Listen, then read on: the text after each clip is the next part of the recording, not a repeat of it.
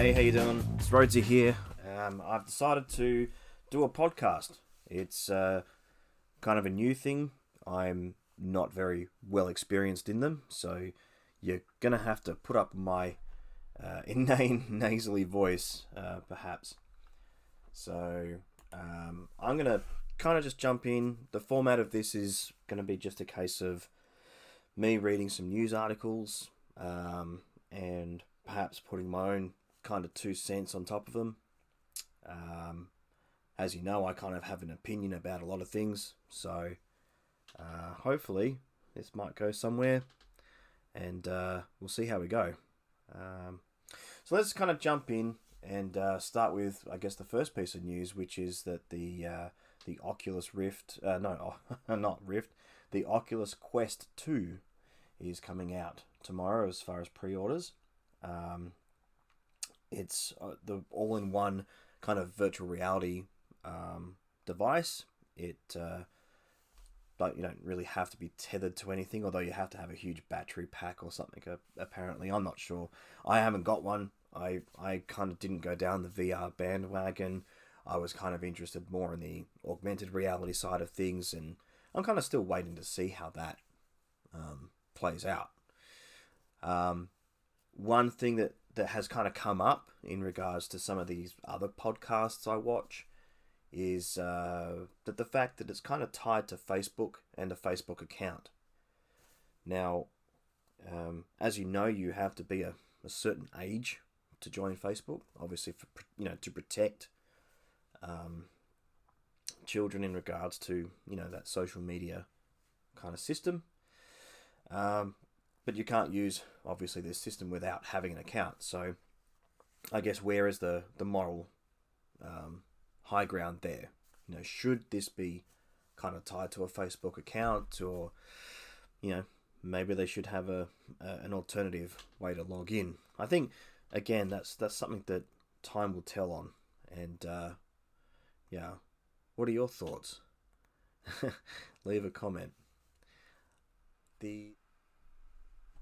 The other hackathon that was running for a couple of months there was the Alexa Skills Challenge, which was kind of centered around Alexa conversations. The first round judging has deliberated, and there was quite a few really good submissions, and I've had a look through a few of them, and they're actually quite interesting. The kind of the voice paradigm is really interesting. I've done quite a few conversational skills. Nap O'Clock is also one that is a skill that you can use in Alexa, which is kind of like a white noise generator. But I've done ones for timesheeting, one for job creation and so forth. So very good, interesting area. There is another Alexa skill challenge called Beyond Voice, which is allows you to build or update an Alexa skill that uses the Alexa presentation language for audio, motion and sensing as well. Good for games, anything that's rich audio or visuals, anything to do with motion. Looks quite interesting. Tossing up whether to put something in, but yeah, $97,000 of a prize pool, including cash and prizes and a trophy. So interesting stuff there. There's lots of other kind of hackathons that are around. There was a Facebook one, Developer Circles Community Challenge. There's which was like $133,000 prize pool. Kind of focusing around Oculus and other bits and pieces. Monday.com has one. There's quite a few actually happening at the moment. So I'll put some links down below as well. The next thing that's kind of come up over the weekend was Perth's first EV conference called iDrive. Now, this was put together by a Malaga-based electric charging company called Gemtech. It was very good, apparently. I didn't get there. I had too much on. But I was very interested in going. It had obviously your Teslas, and you had your Nissan Leaf and so forth, but it also had things like buses and Jeeps, and to me, I think that expansion into things like buses and utility trucks and even farming equipment, I think is a huge boon, and I'd like to see more electric kind of investment, especially in farming, and buses. I think that although buses from a driver's perspective can be a bit of a traffic problem, I do believe that public transport is very important. So I think if we can reduce obviously the carbon footprint of these kind of social transportation systems and agricultural systems, then all the better. And gosh, I'm really kind of looking forward to some of these electric trucks that are coming out from, I think it was Nikola, and also from Tesla, which is kind of funny. But yeah, the way to kind of reduce the carbon footprint, I think, definitely is to get these utility vehicles off the road. I do go off on tangents from time to time. Reading on from some other things that have come up, the Tech Board has come out with some stats in regards to private startup funding, being that it's kind of fallen in WA by quite a lot, by around 41%. And you can go to Startup News WA to kind of read the article, or to techboard.com.au. But whenever someone kind of talks about statistics for this year, especially, I was having an argument with someone on Facebook about crime statistics up in the hills, and the stats are just kind of all over the shop. 2020 is just the worst year for making big decisions, I think, especially around statistics or statistical analysis, because this year will be one of those anomaly years, so anyone kind of building a lot of trust in 2020 figures are going to be skewed, absolutely skewed. But in saying that, like I do talk to a lot of smaller businesses and medium-sized businesses, and I can tell you there's a ton of investment out there. It may not be necessarily in startups, but certainly in R&D. I mean, there's huge tax incentives for companies to invest in research and development, in making apps and websites, and basically trying to update their infrastructure, especially moving to the cloud. So I think there's lots of investment out there, and I think that leads to a lot of opportunities. But yeah, I think the kind of investment into the kind of outside ideas is probably going to be low, because no one is going to want to make a Hail Mary pass, I think, this year in startups. So, but who knows?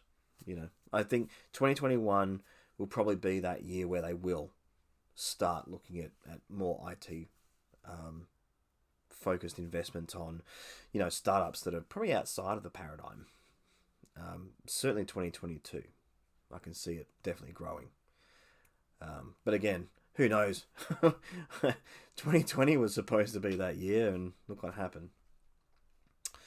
I guess moving forward with startups, the SPUR, Landgate's SPUR location grant has now ended. I was a part of it, and I didn't progress, which is fine. But I actually do think that the Landgate data sets are very interesting.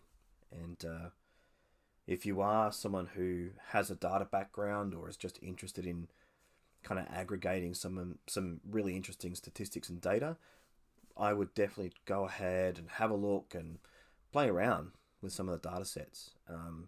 Very exciting stuff if you are as boring as me sometimes. But I look forward to next year's challenge, and we'll see how we go. Curtin's also got their accelerator running at the moment. I think that kind of started a couple of weeks back, but it's one of the Perth's oldest running accelerator, which includes a 5K non-equity grant, which is great, but it is only open to Curtin students, staff, and alumni. But again, this is a great opportunity, especially when you're a student and you have had that mindset that I do things a certain way. Kind of getting out of that paradigm and really kind of trying to commercialize something and getting that advice about commercializing things is, just well worth it. I kind of had real world experience when I was in my 20s, and it's wasn't coming from an accelerator, it was coming from the actual kind of .com boom and bust. So having that experience is incredible. It's a free 10-week program, and it will start running from February to April 2021. And if you are a budding entrepreneur or you have some kind of a product you want to commercialize, and you are part of Curtin, then please sign up, get in there. I know UWA also has some great programs that they run in regards to entrepreneurialism, commercialization, and even just helping people who haven't got a tech background or an entrepreneurial background or anything along those lines to kind of still work their day-to-day job, but learn this stuff after hours. And I've been a part of that as well, which has been very rewarding. Some of the students that some of the stuff they come out with is incredible. So yeah, all these what the universities are doing now and the TAFEs even are doing now is great. Really getting people excited about making their own products, and that's well worth it, especially in Western Australia. There are some hackathons that are happening at the moment. There is the Extreme Tech Challenge, which is like a global hackathon challenge. It's very good. There's special prizes for like the top female award, and there's also like a COVID award. There's the actual hackathon is designed to kind of tackle worldwide problems like environment and pollution and population and farming, lots of different things. It's really, really great. I haven't been a part of it. I don't really have anything, and I don't really have the time this year, maybe next year. But it is something I've wanted to be a part of. So have a look at it, extremetechchallenge.org, and by all means have a look.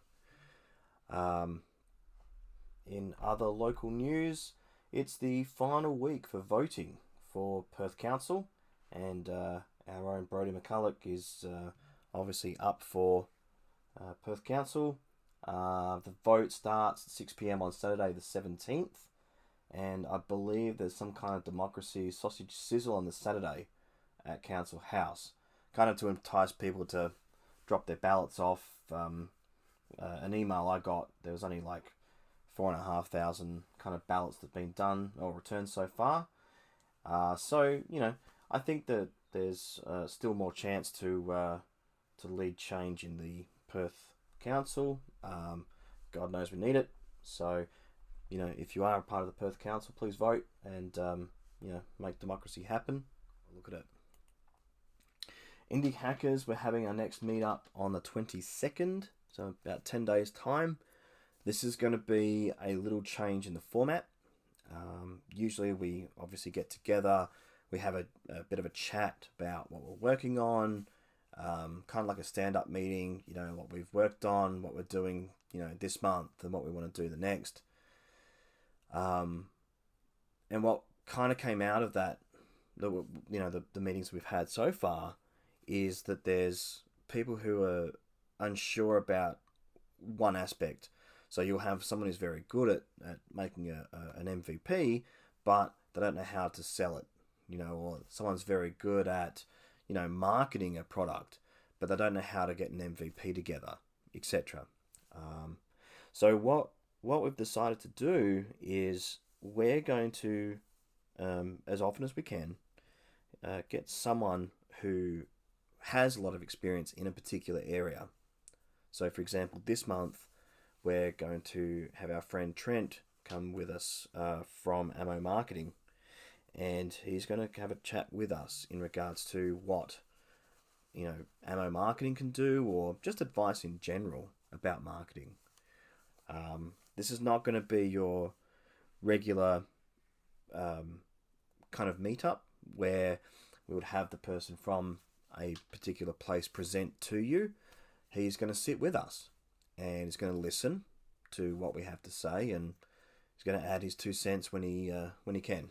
And so please come along on the 22nd and bring questions. If you have any marketing questions, I'm sure that Trent and I would absolutely love to hear them. And yeah, we are looking forward to it. So this has been, as I say, the first podcast. I'm not the greatest of podcasting streamers, as you can tell. So hopefully I will get better, and I hope you will all listen again. And again, I really do hope to see you on the 22nd. So have a great day, everyone, and stay smiling.